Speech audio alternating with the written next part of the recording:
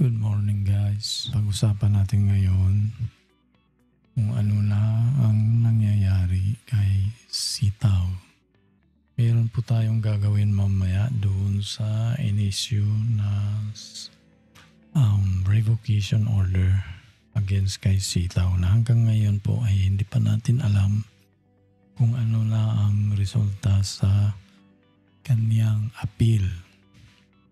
Dahil binabagalan po ata ng ating mga kaibigan dyan sa Securities and Exchange Commission.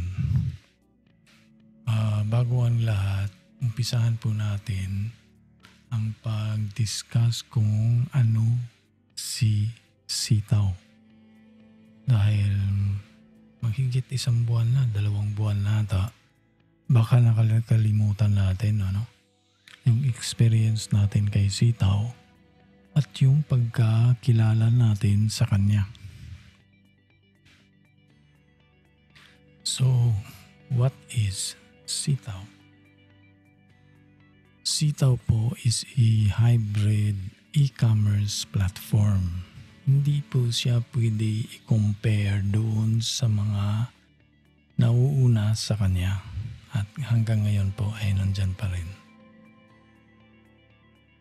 Sa mata po ng mga customers abroad, si Sitaw po ay isang sporting goods marketplace. Sa mata po ng mga sellers, gagaya natin, siya po ay isang full service dropshipping platform. Sa mga bagong sellers, especially doon sa mga maliliit lang ang kapital, siya po ay isang affiliate system. Now, remember, wala po siyang minimum at maximum capitalization. Lahat po pwedeng sumali, mag-experiment sa kapital nila kung kaya. At malaya po tayong lahat na pumasok o lumabas sa Sitaw platform. Sa mata po ng manufacturers ng binibentang sporting goods ni Sitaw, siya po ay isang wholesaler or bulk buyer. At the same time, retailer siya dahil marketplace nga yung nakikita ng mga customers sa kanya. Ito yung nagbigay ng uniqueness doon sa setup ni Sitaw. Meron po siyang integrated inventory, marketing, logistics, and customer support systems. Lahat ng 5 systems o 4 na systems na yan ang pinag-iisa niya. Ito'y maliban doon sa pagiging marketplace niya, sa pagiging dropshipping platform at pagkakaroon din ng affiliate system. Itong affiliate system, common naman ito sa lahat ng e-commerce platform. In the case with Amazon, yung ibang sellers Amazon US at saka sa Europe, dropshipper yan. Pero ang kaibahan kay Sitaw, yung dropshipper doon ay individual dropshipper yun. Meron silang sariling diskarte paano mag-acquire, mag-develop ng kanilang inventory. Nagde-develop sila ng sariling product line na may sariling branding, may sariling trademark. Tapos, pinapagawa lahat yun sa manufacturer, whether sa China or sa Vietnam or kung saan pa dito sa Southeast Asia. Kapag ready na i-ship yung product niya, branded product, ang manufacturer noon ang mag-ship diretso sa bodega ni Amazon. So, yan? Dropshipping pa rin yan, pero malaki yan. Kailangan na malaking kapital kasi mag-establish ka pa ng branding sarili mong brand. Dito po sa Sitaw, walang ganun ka-complicated na setup. You can go in and out, depende sa kapital mo. Mag-process ka ng order na pumasok sa tindahan mo. And then, maghihintay ka na maibalik yung kapital mo kasi naka-hold yun, naka-freeze. So pagbalik noon, saka ka makapag-process ng orders ulit. Ang gap po ng time is brought about by the fact na ang customer po is located abroad. It would take 1 week to 2 weeks po bago ma-receive ng buyer yung pinaprocess mo na order ngayon. So yan po yung gap ng time. Ano po ang advantages sa integrated inventory, marketing, logistics, and customer support ni Sitaw? Product quality is maintained. Importante po ito kasi ito dito magbabase yung longevity ng negosyo ni Sitaw. Isang pagkakamali lang, may naipadala siya na defective na product. Si Sitaw mismo ang masisiraan ng reputation. Hindi po kagaya sa ibang platform na yung seller lang ang mabiblame. Hindi madadama yung platform. Dito, kailangan mag-ingat si Sitaw sa kanyang pagninegosyo. Pabor sa atin yun. No intra-seller competition. Sa lumang setup, magbabayad ka ng malaki, i-bid out mo yung ibang sellers para sa isang item. Para hindi sila makita doon sa page 1, ikaw lang ang makikita. Oh, nasa ano ka first row, first column. Ikaw karamihan yung mabibili kasi ikaw yung number 1 spot doon. Kung magbabayad ka ng mas mataas kaysa iba pagdating sa marketing ads. Sa presyo naman, hinahanap din ng buyer ng mga platform na yan yung pinakamababang presyo kahit medyo may question sa quality. Hanapin natin yung sino yung mataas yung benta at sino yung maganda yung presyo. Mas mababa. Yun yung hinahabol natin. Kaya Sitaw walang competition between sellers pagdating sa unit prices ng product. Lahat po, minsan pinapabayaan na lang yung presyo. Wala namang masyadong naka-adjust At nakalimutan ko na rin kung pwede bang i-adjust. Dahil wala na Hindi na natin ma-check ulit. No need to monitor yung logistics aspect ng negosyo. Hindi na natin hanapin na saan na ba yung item. Na-i-process na ba? O naipadala na ba? Nasaang port na ba siya o airport? Nandun. Anong saang warehouse na?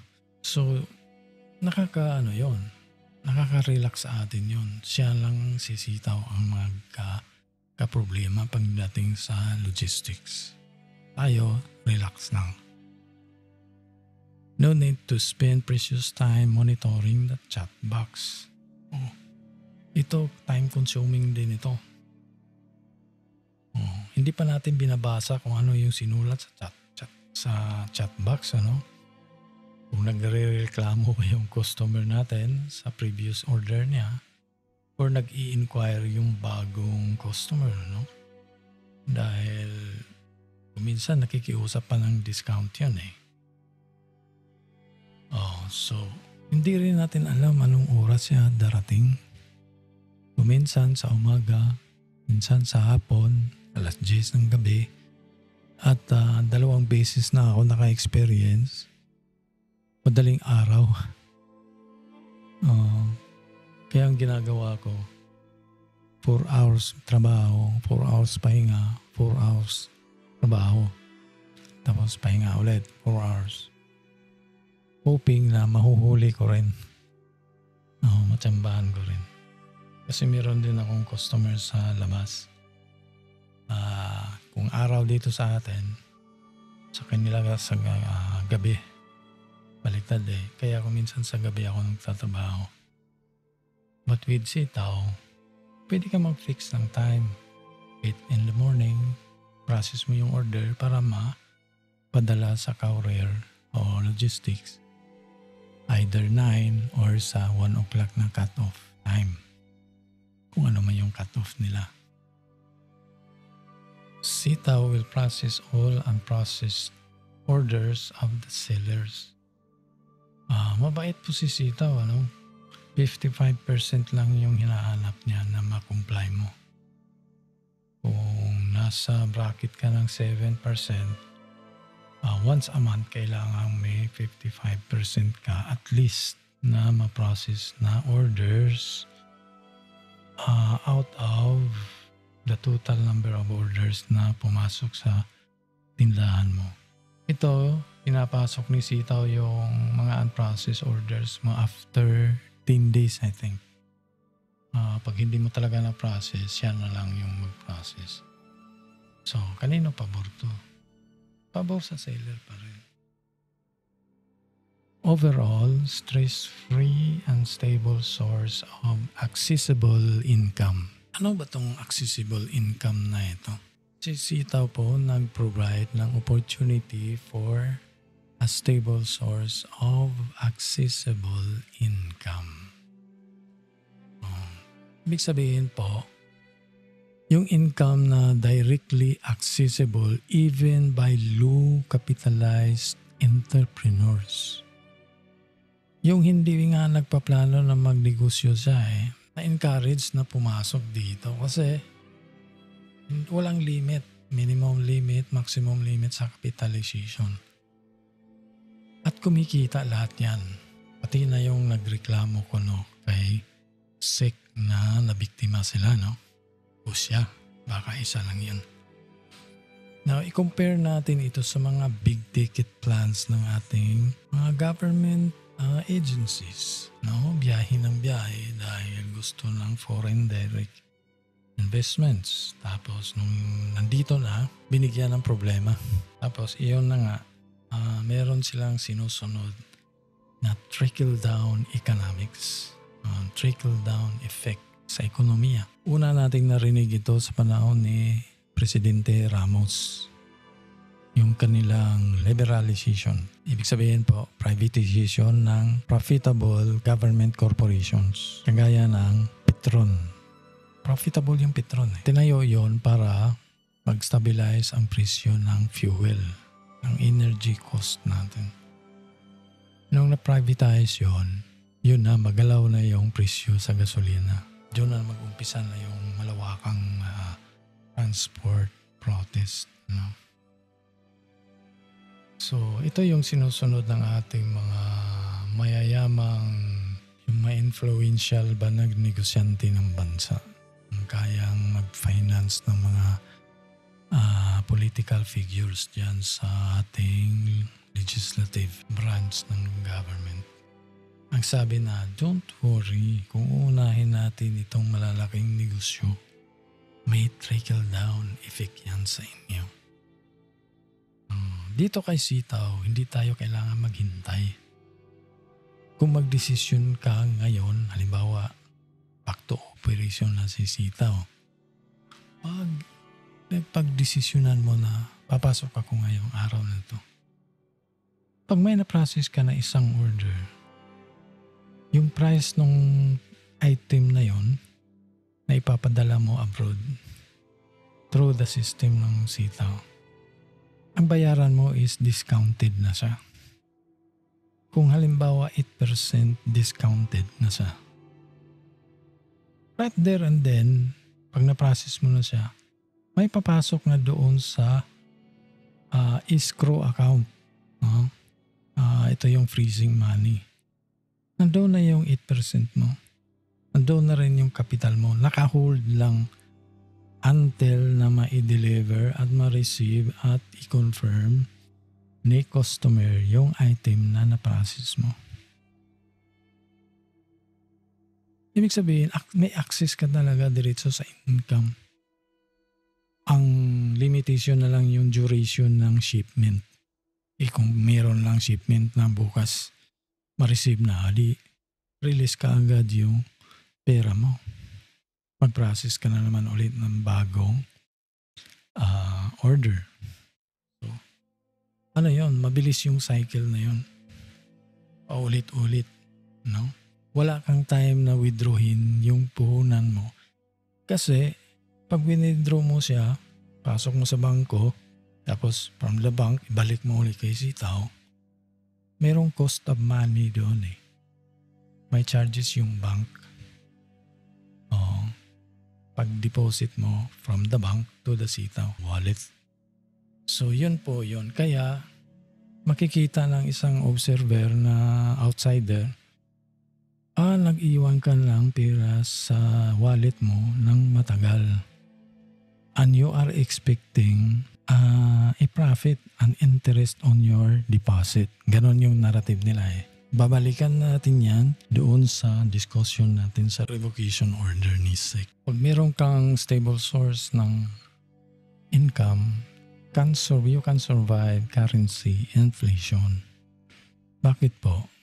Ang alternative lang kasi kung hindi ka magnegosyo, nakadeposit siya sa isang savings account sa bangko.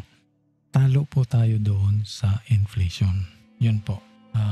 Mataas yung fluctuation sa inflation, pero yung pera natin naka-fix yung interest niya. Kung mag-interest, dahil mayroon pong maintaining balance hindi mo pwede galawin.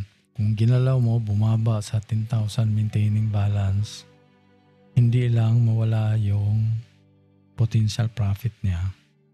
Magdideduct ng 350 pesos monthly hanggang maubos yung balance na yun. You can survive currency inflation with a monthly optimized profit of 18% dito po sa sitaw.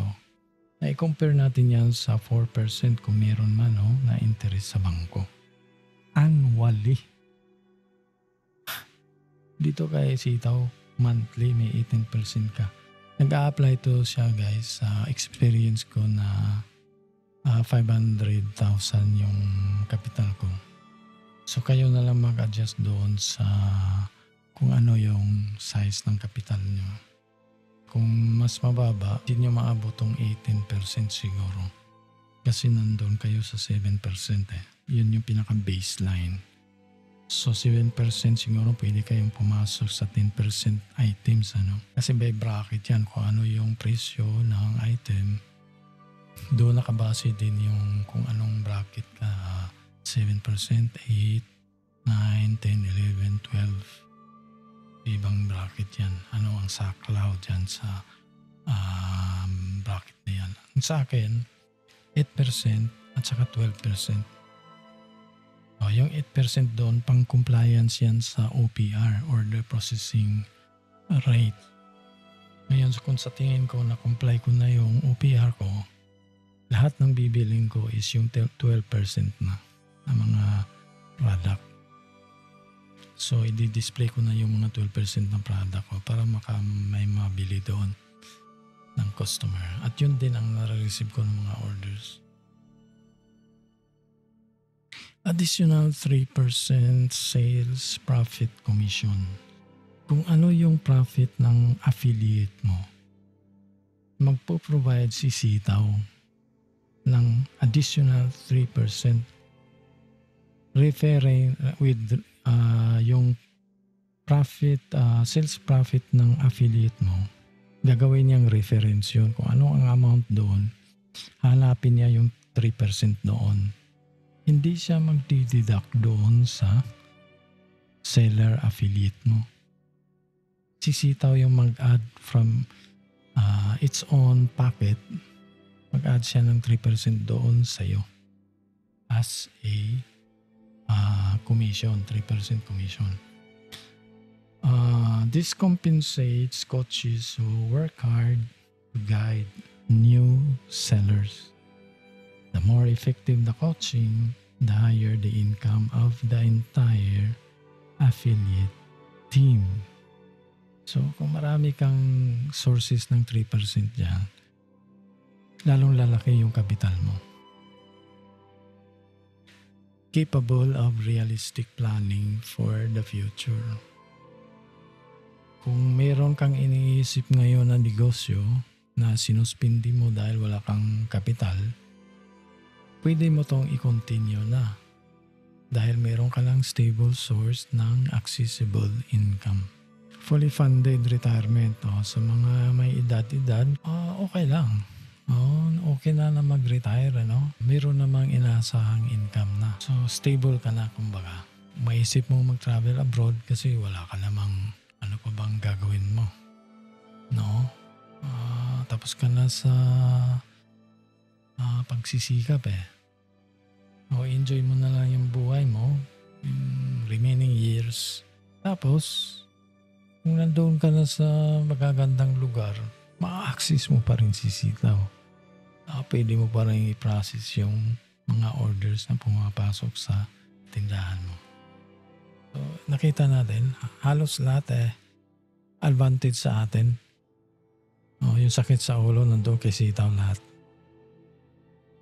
Overall, high quality of life for sellers.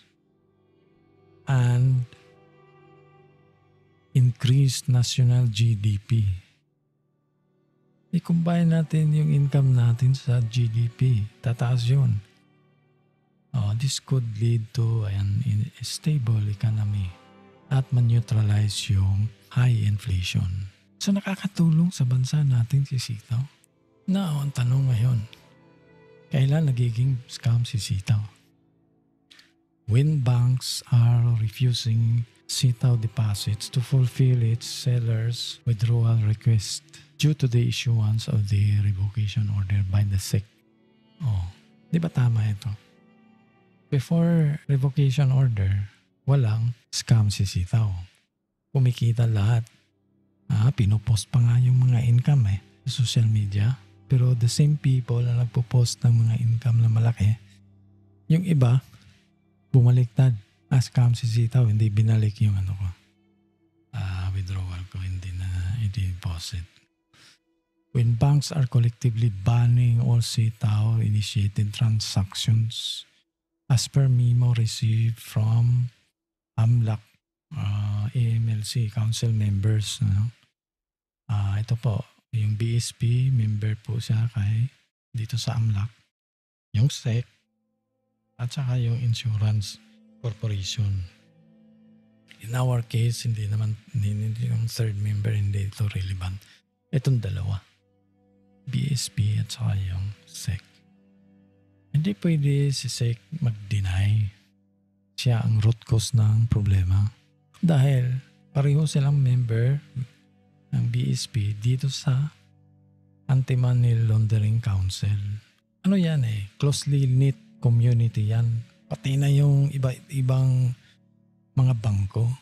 Nagpa-party yan sila sa weekend, kung lalo na kung may sahod. Magkakilala rin sila lahat sa isang lugar. Iba't ibang brand ng bangko. Pero magkakilala yan sila dyan, mga empleyado. Pag may nagsabi, binagbawalan kami ng management, headquarters namin. Bawal yung sitaw transaction. Ganun ba? So kinabukasan, by Monday, weekend sila na pa-party. By Monday, tatanungin nila yung headquarters, meron bang advisory dyan na hindi namin natanggap regarding ganito? Within a week, kalat na yan sa lahat. Doon po nahihirapan si sitaw. Kaya kuminsan din, di ba, may mga anecdotes na yung nababasa na na-receive na yon, nandoon na, reflected na sa bank account balance ng seller. Tapos after a few days, hindi na niya nakita. Nag-debit ang bangko sa kanyang account. Nag-zero out na yung account niya. So kung matatanggap niya, may ganong kaso, hindi na mangyayari ngayon kasi fully disseminated na yung memo from the BSP.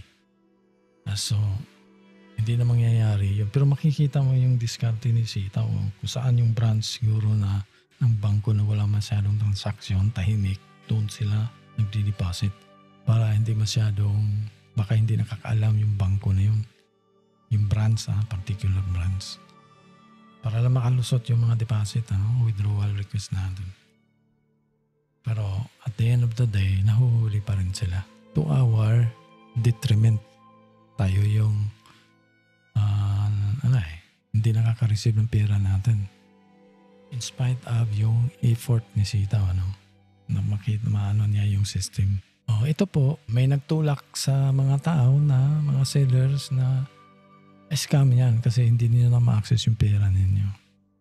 Sa galit natin dahil wala na tayong pambili ng bigas dahil nandun nga lahat, tinaya natin kay Sitaw. We did not anticipate na yung isang government agency pala ay yung magiging spoiler sa Sitaw party. Ang ganda ng party ng Sitaw lahat kumikita. Tapos biglang lumutang yung revocation order.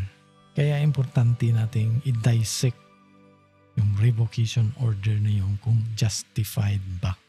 May basehan ba? Okay? Mamaya. Ito po. We are considered as the perennial sick man of Southeast Asia.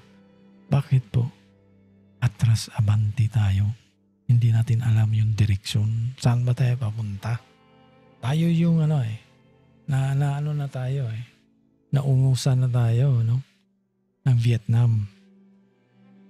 Kailan na ba natapos ang giyera doon? 1975 if I'm not mistaken. So 1975 umalis yung mga Amerikano doon. Nagtataka sila, ano bang problema talaga sa Philippines? Yung mga tao ba? Yung leadership. So, hindi po natin maiiwasan yung guys kasi yung problema natin sa commerce ay may halo ring politics. And here comes somebody from our neighboring countries. Gusto niya tulungan na ma-augment yung income ng Pilipino. Anong ginawa natin? Tinawag natin siya na scam. After kumita tayo. Hindi man lang natin tiningnan sino ba talaga yung root cause. Bakit ayaw tanggapin ng bangko yung pera ni Sitaw papunta sa atin. Nag-assume pa tayo na wala yan. Hindi sila nag-effort, hindi nga nagsasalita Bakit ka magsalita kung ikaw si Sitaw? Lahat ng salita mo nire-record yan. Ayaw nila i-antagonize masyado ang Securities and Exchange Commission. Nag-a-appeal sila Sana lang magaling yung abogado ni Sitaw. Pero kung pabibilisan niya na maayos yung problema ni Sitaw, siyempre maiigsihan din yung panahon na kikita siya. And I hope hindi ganon yung mentality nung nakuha nila na abogado. So, i-continue natin yung discussion guys doon sa pag-dissect natin sa revocation order, kung tama ba yung issuance na yun. See you on the next video. Thank you.